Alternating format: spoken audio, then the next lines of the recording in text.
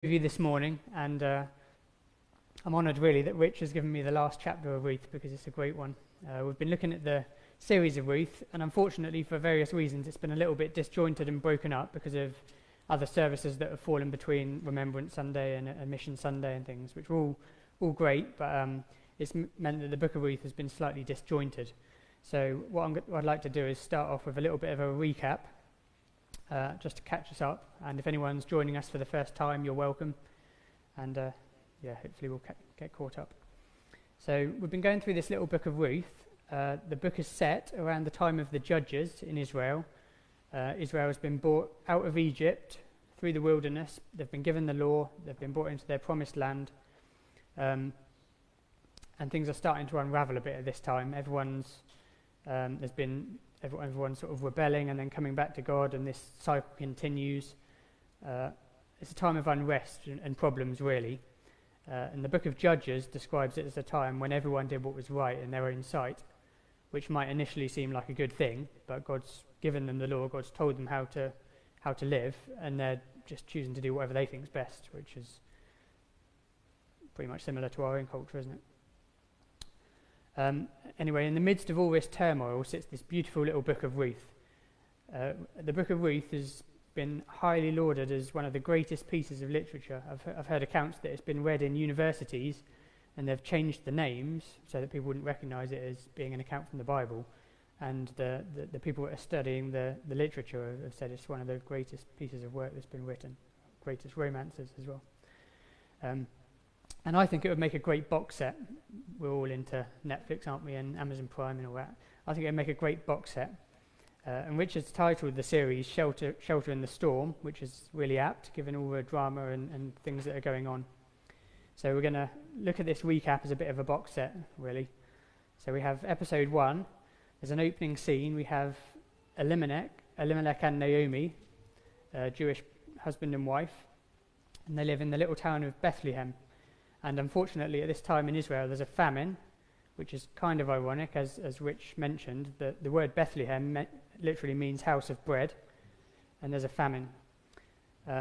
So they cross over the Jordan, they go west to Moab to find food and to try and carry on with their lives over there.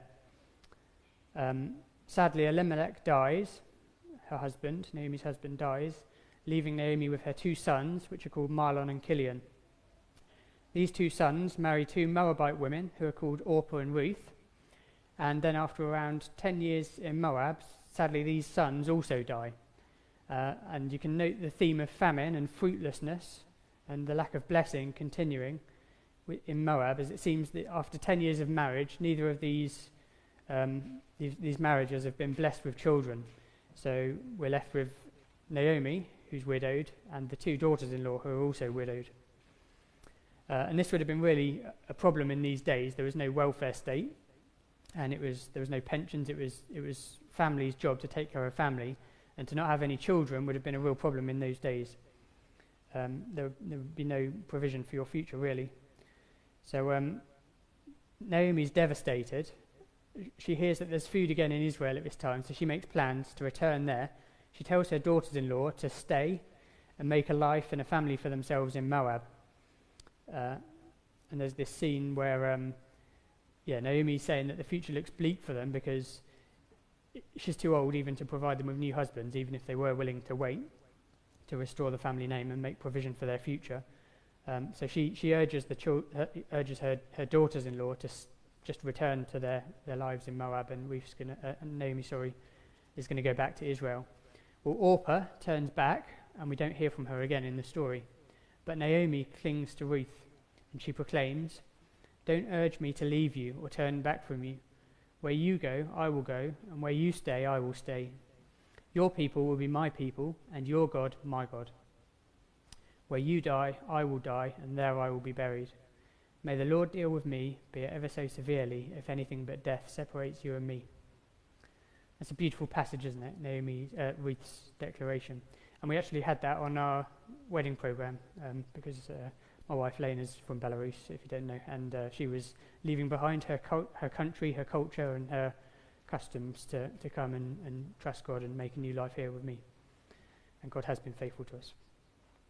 So anyway, they return back to Bethlehem, where the old neighbours recognise Naomi, and they start talking, is this Naomi returned back? And the first episode closes with Naomi lamenting what's become of her life. And she tells her neighbours that the Lord has afflicted her, brought much misfortune on her, and she demands that they call her no longer Naomi, which means pleasant, but Mara, which means bitter. And if you read on, the opening words of chapter 2 start like this.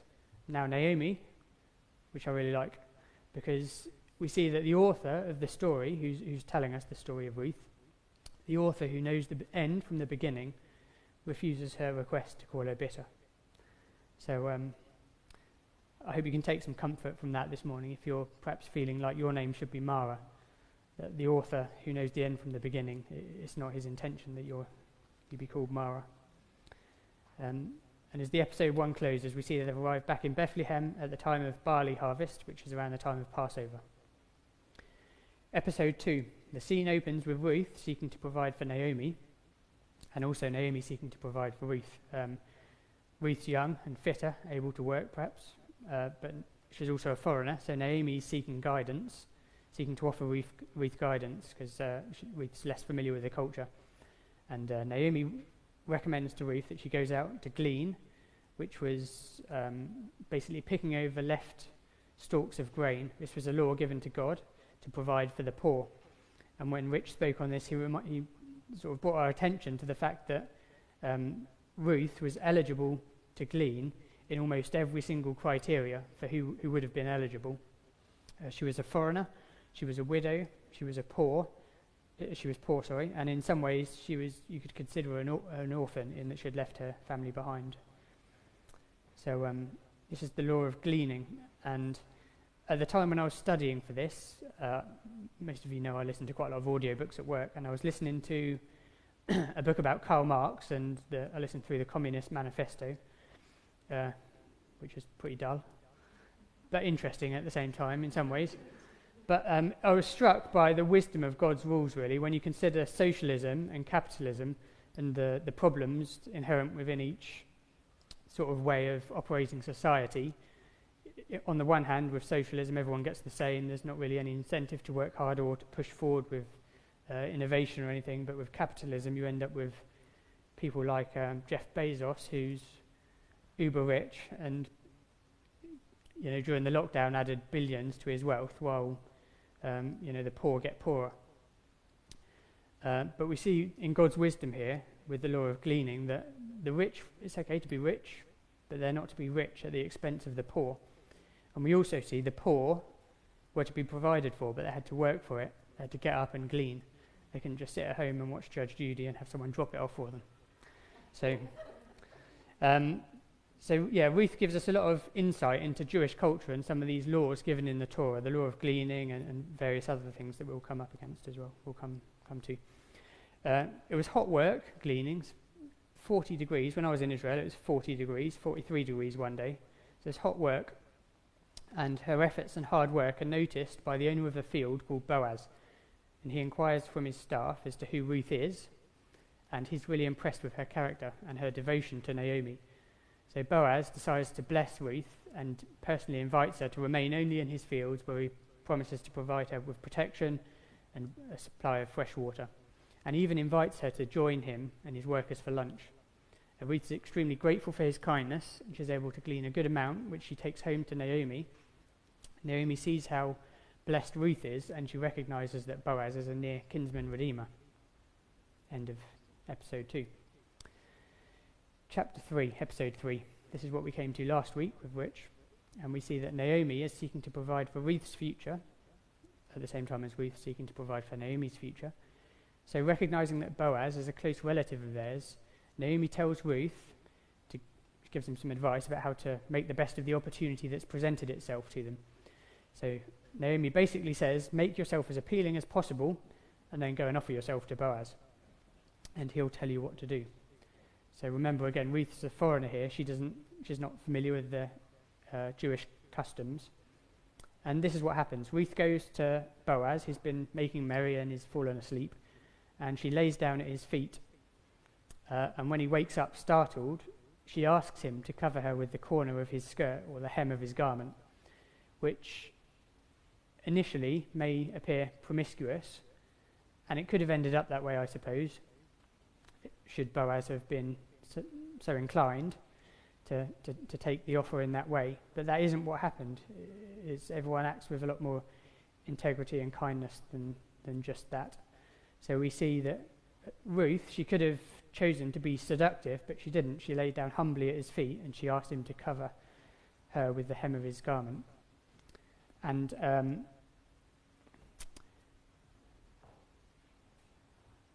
sorry, there's a drama. Candles dripping down behind me. Sorry. Got distracted. Boaz could have taken it as an invitation for passion, but he didn't. He took it as an opportunity to do what was right and to be kind to someone in need. And we could do with more people like Boaz, couldn't we? There's so many cases of abuse towards vulnerable people in our culture and around the world. So if it's not promiscuous, what are we really seeing here? What we're seeing is, perhaps it was a leap year, Ruth is effectively proposing to Boaz. In Jewish culture, the hem is of significance, and we see it in the law. And when the priest garments are described, the hem is important. It was to be decorated with all pomegranates and different things, and we see that in Jewish culture, the hem would have been uniquely embroidered for each family, for each person of significance, or certainly wealthy people. It would represent your family name and your authority, in the same way that Scottish people have their own tartan pattern, I suppose, or a signet ring that you might push into a wax seal that kings have. So the hem would be embroidered, and on occasion the hem of the robe could be pushed into soft clay as well, as a declaration of who you are, or to add your seal of approval on things. And again, just knowing this little bit of cultural information, I think adds a lot of weight to other things in the Bible. It's really interesting, isn't it? We see in the Psalms a number of times the psalmist asks God to cover his people with his robe, to want to come under his authority, under his name. Another thing that was interesting, when I realised it related to it, was when David creeps into the cave where Saul's asleep, he cuts off the hem of his robe. And this was to prove, well, not only that he had Saul's robe, but David had already been given the promise of the kingdom at this time. And so really we're seeing that David is taking Saul's authority and his position. It had been promised to him. And then later he repents for it because he recognises that he's jumping the gun and he wants to keep with God's timing.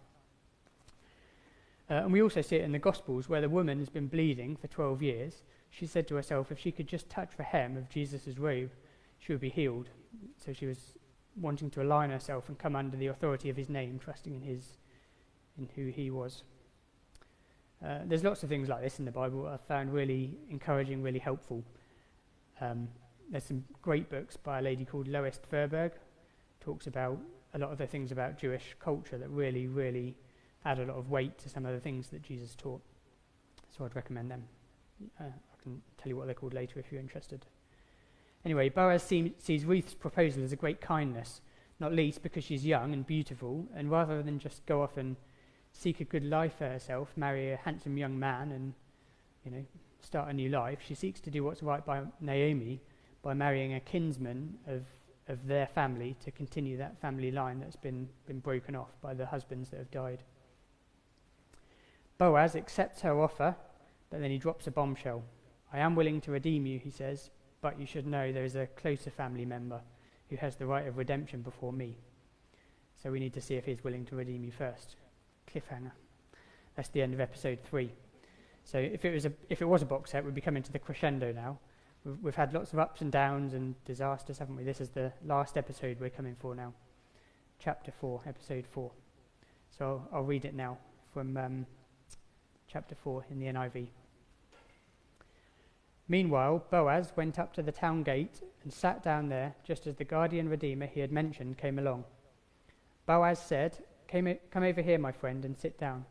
So he went over and sat down. Boaz took 10 of the elders of the town and said, Sit here, so they did so. Then he said to the guardian redeemer, Naomi, who has come back from Moab, is selling the piece of land that belonged to our relative Elimelech. I thought I should bring the message the matter to your attention and suggest that you buy it in the presence of those seated here and in the presence of the elders of my people. If you will redeem it, do so. But if you will not, tell me, so I will know. For no one has the right to do it except you, and I am next in line. I will redeem it, he said. Then Boaz said, on the day that you buy the land from Naomi, you also acquire Ruth the Moabite, the dead man's widow, in order to maintain the name of the dead with his property. At this, the guardian redeemer said, then I cannot redeem it, because I might endanger my own estate. You redeem it yourself. I cannot do it. Now, in earlier times in Israel, for the redemption and transfer of property to become final, one party took off his sandal and gave it to the other. This was the method of legalizing transactions in Israel. So the guardian redeemer said to Boaz, buy it yourself, and he removed his sandal. Then Boaz announced to the elders and all the people, today you are witnesses that I have bought from Naomi all the property of Elimelech, Chilion, and Mahlon. I have acquired Ruth the Moabite, Mahlon's widow, as my wife, in order to maintain the name of the dead with his property, so that his name will not disappear from among his family or from his hometown. Today you are witnesses. Then the elders and all the people at the gate said, we are witnesses. May the Lord make the woman who is coming into your home like Rachel and Leah, who together built up the family of Israel. May you have standing in Ephrathah and be famous in Bethlehem. Through the offspring the Lord gives you by this young woman, may your family be like that of Perez, whom Tamar bore to Judah. So Boaz took Ruth as his wife. When he made love to her, the Lord enabled her to conceive, and she gave birth to a son. The woman said to Naomi, praise be to the Lord, who this day has not left you without a guardian redeemer. May he become famous throughout Israel. He will renew your life and sustain you in your old age. For your daughter-in-law, who loves you, and who is better to you than 7 sons, has given him birth. Then Naomi took the child in her arms and cared for him.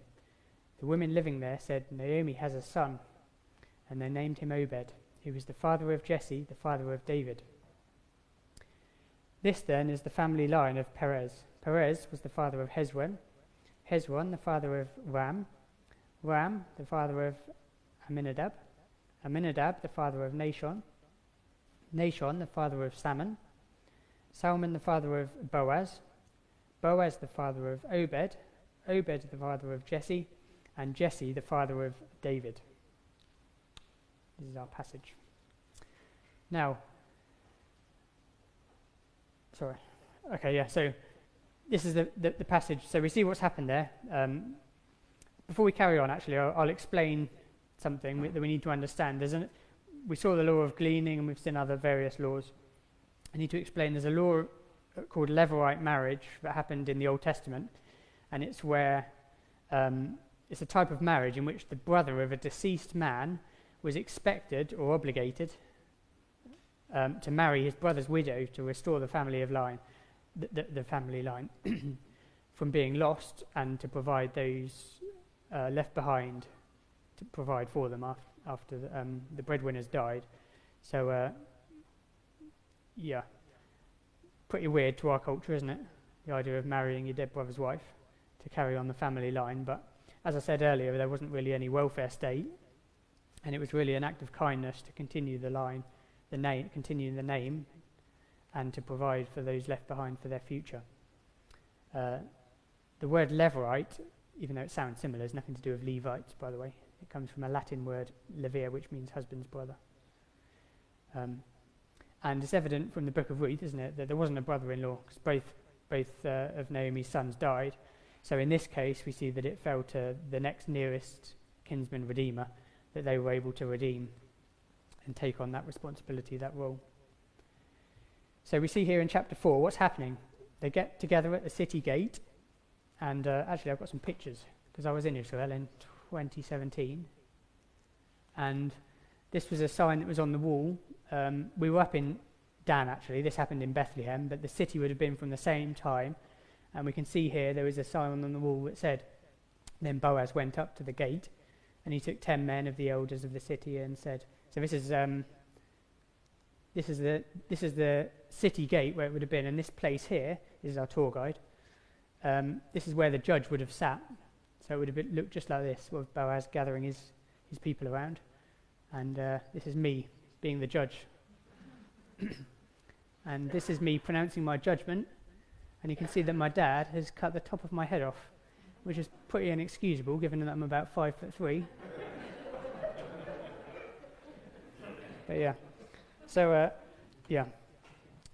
I'll go back to the... This is what it would have been like anyway. So Boaz has got the people together at the city gate. They get a legal council together, as would have been the way of dealing with legal matters then, and Boaz presents the facts. Boaz is honest and a man of integrity, and he tells the other guy that he has the first rights of redemption as a relative of Naomi. At first, the other guy is really keen, and we all go, oh no, we want Ruth to end up with Boaz. He's such a nice, decent, kind chap. And the other guy was probably thinking, great, an extra inheritance. Naomi's getting on a bit. I can get all this extra land, and then when Naomi passes away, then all this extra land is going to be mine for me to leave my children. And we see that Boaz, kind of as if he's had a bit of an ace up his sleeve, says, but when you redeem it, you also acquire Ruth the Moabite. And it's your job and duty, really, to continue the family lineage with her. So immediately the other guy says, well, I can't do it then. I'm not going to interfere with my own estate.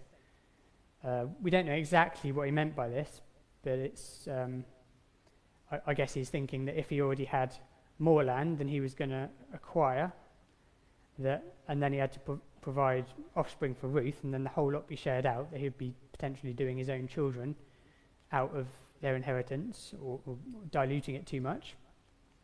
Or it could have been that he was already married and already had children and didn't, he was happy to have the land but didn't want an extra wife. Or he could have been even put off by the fact that Ruth was not Jewish. It says, Boaz said, you will acquire Ruth the Moabite. And we know that there's some ill feeling between the two cultures historically. So either way, he removes his sandal, as was the custom in those days, a bit like a handshake, I suppose, legally stating that he was declining to redeem Ruth. And this leaves it open for Boaz, who is now the nearest kinsman redeemer, and he gladly redeems Ruth as his wife and seeks to honour and provide for her and bless Naomi by helping to restore her family lineage. And after the marriage, they're blessed with a child, and Naomi's joy is restored. This is a truly beautiful account, isn't it? A really beautiful story. So, let's move on to some application.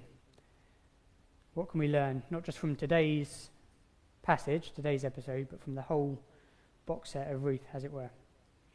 The first application might be a difficult one for some of you, but it's this: be nice to your mother-in-law. Or to put it a different way, love each other loyally. Love loyally. We see in Ruth and Naomi's relationship, and also in the relationship between Boaz and Ruth, something genuinely beautiful. They all display a loyal love for each other. They don't take the easy route. They stand by each other through thick and thin, through difficult times. And the Hebrew word for this is called hesed. I think Rich touched on it last week. And this is the love that God has for us, which is hugely encouraging, isn't it? There's lots of different aspects of love in this life. There's brotherly love, there's erotic love, there's, these are in the New Testament, they've got different Greek words. But this term loyal love is great, isn't it? To know that God's committed to us through the thick and thin, good times and bad, not just because of what's in it for him, but in spite of who we are. That's how Ruth loves Naomi, and that's how we're to love each other as well. So love loyally. The second one, live hopefully. What does the book show us? It shows us that even when things fall apart, and they often do in this life, I've had a bit of a difficult situation at work these last few weeks, a bit depressing, but we see that God's always at work behind the scenes. And as we saw, Naomi wanting to be called Mara, the author wasn't willing to call her Mara. She never got called Mara, even though that was what she demanded. So God's able to redeem every situation. Nothing is beyond God's redemption. Whatever you're going through in your life today, Nothing is beyond God's redemption. And we have this promise in Romans 8:28. It says that all things work together for the good of those that love him. And we also see in Romans chapter 5 that we should glory in our sufferings, because we know that suffering produces perseverance, character, and character, hope. And hope does not put us to shame, because God's love has been poured out into our hearts through the Holy Spirit who has been given to us. So we're to live hopefully. And sometimes that's difficult, isn't it, in trials? And sometimes we just want everything sorted now. We don't want to have to go through the difficult period. And as I was thinking about this, I was kind of reminded by this film, Evan Almighty. I don't know if you've seen it. It's years and years since I've seen it, but Steve Carell is one of my favourite actors. Anyway, they're going through a difficult time, and the lady in the film, as I recall it, prays for patience. God, give me patience. And God says, how can I teach you patience without giving you a situation in which you have to be patient and then, faithfully bringing you through it? And it's true, isn't it? This is what we see in this as well, that God is faithful eventually. Well, he's faithful throughout, but, things come true, things come good eventually for Naomi. So love loyally, live hopefully, and finally, see gospelly. Doesn't really make sense, does it? But I'm not as good at this 3-point thing as Rich. See gospelly. The greatest thing, I think, to notice about this whole story is that it points to Jesus as our kinsman redeemer, our nearest redeemer, our person that paid the redemption price to redeem us. Now, I really love all the shadows and types, all of the hints that point to Christ in the Old Testament. I've spoke here before about the Jewish feasts and how Jesus fulfills all of those spring feasts. And it's one of the things, if I had to list the things that keep why do I believe what I believe, it's one of the strongest things, I think, for me. Because living 2,000 years after Christ, so often I think we can be inclined to feel sometimes, how can this all be real? How can something that happened 2,000 years ago make any difference to me now? Our culture, it doesn't recognize it. But it's this truth that 2,000 years before Christ, we see God is in control of history. We see that history, bit of a cliche, is his story and is in control of everything. And we see all throughout the Old Testament hints and types and all pointing towards the Redeemer, the Messiah that was to come, our kinsman Redeemer, Jesus. And it says in the New Testament that God's chosen to speak in numerous ways. He chooses to speak in the Old Testament through dreams, through visions, through prophecies, through metaphors, through similes. There's a huge number of different ways that God chooses to speak prophetically to his people. And one of the ways that he does this is to use real-life events to point ahead to spiritual things to come. And we call these foreshadows or types. And Jesus kind of gave us an example of this being true when he said, as Jonah is 3 days and nights in the belly of the fish, so will the Son of Man be 3 days in the belly of the earth. So Jesus is recognizing that this is, even though Jonah was a true story that actually happened, Jesus is recognizing that prophetically it was also playing out some other foreshadows and types of Jesus. And we see other parallels as well, don't we, with Jonah, that, for instance, they were both asleep in the bottom of a boat during a potentially supernatural storm, and they're both able to calm the storm, albeit in different ways. And there's lots of other Old Testament examples. All through the Old Testament, when you look at Joseph is a very clear picture of Jesus. And there's potentially up to even 100 different similes between Joseph and Jesus' life. No evil is ever spoken of Joseph, who was betrayed by his brothers. He was disrobed by his betrayers. He was sold for pieces of silver, taken into Egypt, punished for crimes that he didn't commit. And his suffering brought about the salvation for many. And we don't have time to go into it, and I'd love to preach on it another time maybe, but I love the account of Abraham and Isaac on the mountain, an account that so many people find hugely offensive, and I understand why, but there's such clear prophecy. It points to Jesus in some amazing ways. We'll come back to that another time. So coming back to Ruth, Boaz is in many ways a picture of Jesus. our kinsman redeemer. Not only is he literally a redeemer who pays the redemption price, he's a man of integrity, a man of loyal love. And he paid the redemption price for those who were without hope and who were destitute, both Jew and Gentile. And while it's obvious that he foreshadows Jesus as a redeemer, there's also even some subtler hints. And once we get into these subtle hints, you might think, I'm pushing it a bit, but I'll just mention them and leave it for you to think about whether you think I'm stretching it a bit or not. But when Ruth's gleaning at the mealtime, he invites Ruth to eat with him, and he offers her bread and wine. And I was reminded, can you think of anyone else who offers his loved ones bread and wine before paying a redemption price?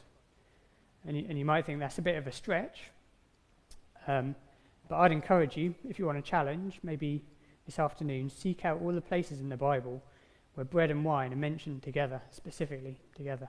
I can think of 3 or 4 others, and they all relate to prophetic things about the Messiah.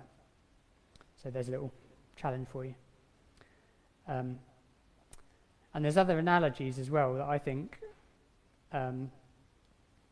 again, you may think I'm looking too much into it, but I think they're too interesting not to mention. So I'm going to mention them for your interest, and you can give them some thought. But if Boaz is a clear picture of Jesus as our kinsman redeemer, I believe that Ruth represents a picture of the church, and Naomi a picture of Israel. So if we consider just some of the facts, Naomi had been displaced from her land for a time and then resettled there. We see that Ruth came to know about Boaz through Naomi. We see that Ruth was a Gentile. She was not Jewish, and she was grafted into all the promises and blessings of Abraham in Israel. We saw from chapter 2 that Boaz made his intention and his willingness to redeem Ruth clear, but it was Ruth who had to respond to that invitation, which we see in chapter 3. He wouldn't take her by force. We see that Ruth knelt at Boaz's feet and asked him to cover her with his robe. And the New Testament says that we're covered by the righteous robes of Jesus. We come under his authority and his protection, under his name. And lastly, and I don't want to stretch this too far, but I would simply state as a matter of fact that before Boaz was able to redeem Ruth, the law was such that somebody else had the right of redemption first. And we see that the law was not able to redeem Ruth. So there you go, some thoughts for you, I think are interesting, remarkable perhaps even. So there we have it. We come to the end of the passage, the bit at the end of the box set. All the drama's finished, the nice music is playing, the grey tones are finished and the colours faded in, and we see that they've settled back in their hometown of Bethlehem, once again a house of bread, fruitful. They've been blessed with a child, fruitful in that regard as well, and a child that we see that Naomi takes great pleasure. Her name, Pleasure, or Pleasant, is restored. She takes great pleasure in helping to raise this child. In fact, the people even say Naomi has a son. We see that her joy has been restored. And the last section of this book, or this chapter, ends with a genealogy that tells us that the child they had was called Obed, whose child was called Jesse, whose child was called David. And this is the David who would become the first king of Israel. The David who was in the direct lineage of Jesus, our Redeemer, and the David who is another incredible foreshadowing of Christ. For who was David? Not only a man after God's own heart, but a good shepherd, and God's anointed king, born in the little town of Bethlehem. So, isn't God's word great? And as we come to our Christmas services next week in Matthew, we'll see that the chapter of Matthew starts off exactly where this genealogy of Ruth leaves off, runs from David straight through to Jesus. And I hope over this Christmas period we'll remember all these ways that God's in control of history, in control of the present, and in control of the future. And the invitation is there for all of you, all of us, to come under his name, under his authority, under his guidance and protection and care, to be redeemed. And I'd close with the words of verse 14 that the women said to Naomi, "Praise be to the Lord, who this day has not left you without a guardian redeemer." And if you'd like to chat about anything that we've mentioned here, please come and chat to me or to Rich. And we're going to close with a lovely carol, O come, Emmanuel. And I'm particularly struck by the words, "The hopes and fears of all the years are met in you tonight." And I can imagine Naomi singing those words heartily. So we'll sing this carol.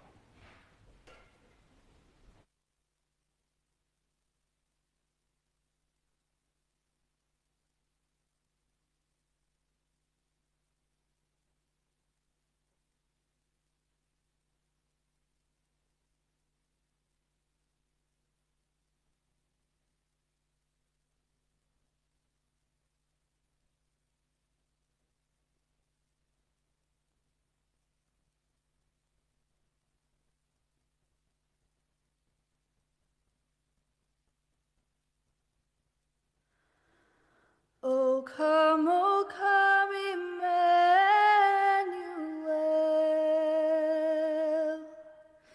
and ransom captive Israel, that mourns in lonely exile here, until the Son of God appear.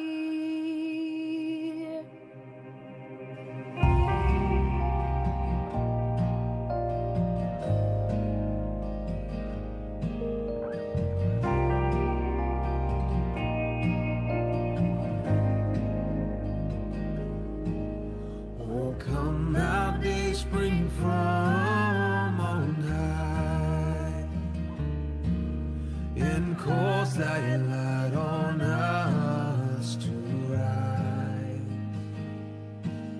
Disperse the gloomy clouds of night, and death's dark shadow put to flight. Rejoice.